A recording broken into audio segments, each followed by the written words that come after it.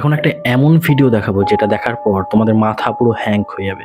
কারণ এই ভিডিওটা কোনো মজার ভিডিও না। এটা একটা হন্টেড এবং ক্রিপি ভিডিও। তো ভিডিও দেখার আগে নিচের যে সাবস্ক্রাইবের বাটনটা আছে সেটা অবশ্যই বাটন দিয়ে দাও। আর এই ভিডিওটা তোমরা যদি একা দেখতে পারো তাহলে নিচে কমেন্ট করবে অ্যালোন। তো এই হচ্ছে সেই ভিডিও।